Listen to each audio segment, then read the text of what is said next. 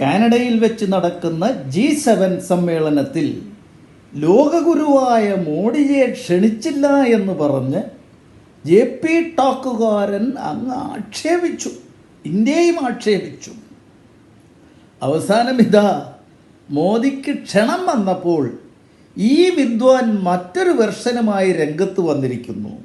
സമയത്തല്ല ക്ഷണിച്ചത്, കുറച്ച് താമസിച്ചാണ്. മോഡി അത് നാണം കെട്ട് സ്വീകരിച്ചു എന്നും. മനുഷ്യ, ജസ്റ്റിൻ ബ്രൂഡോയുടെ മോഡ കല്യാണത്തിനല്ല മോഡിയെ ക്ഷണിച്ചത്. G7 എന്ന് പറയുന്ന 7 രാഷ്ട്രങ്ങളുടെയും ക്ഷണിക്കപ്പെടുന്ന 7 രാഷ്ട്രങ്ങളും ചേർന്നുള്ള 14 രാഷ്ട്രങ്ങളുടെ ഒരു സമ്മേളനമാണ്. ഈ രാഷ്ട്രങ്ങളൊക്കെ സാമ്പത്തിക രംഗത്ത്, സൈനിക രംഗത്ത്, ആരോഗ്യരംഗത്ത്, ആയുധരംഗത്ത് ഒക്കെ വളരെയേറെ മുൻപന്തിയിൽ നിൽക്കുന്ന രാഷ്ട്രങ്ങളാണ്.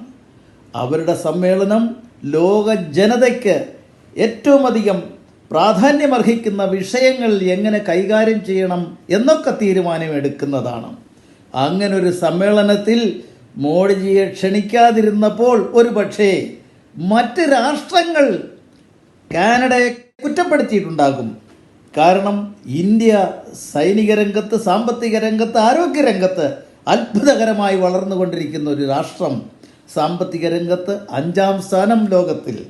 അങ്ങനെയുള്ളൊരു ഇന്ത്യ മാത്രമോ, ലോകരാഷ്ട്രങ്ങളുടെ, ലോക ജനതയുടെ ഒരു വിഷഗ്വരൻ കൂടിയാണ് മോദിജി.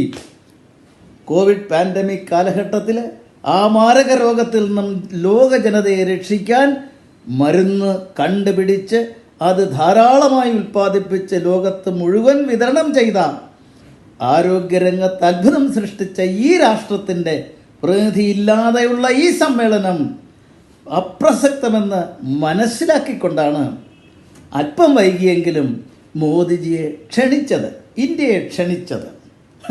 അല്ലാതെ അത് മോദിജിയെ ഈ ക്ഷണം സ്വീകരിക്കരുതായിരുന്നു, നാണം കെട്ട് സ്വീകരിച്ചു എന്നൊക്കെ പറയുന്ന ഈ അല്പബുദ്ധിയുടെ ഇത്തരം ജൽപ്പനങ്ങളെക്കുറിച്ച് സഹതപിക്കുകയല്ലാതെ നിവർത്തിയില്ല.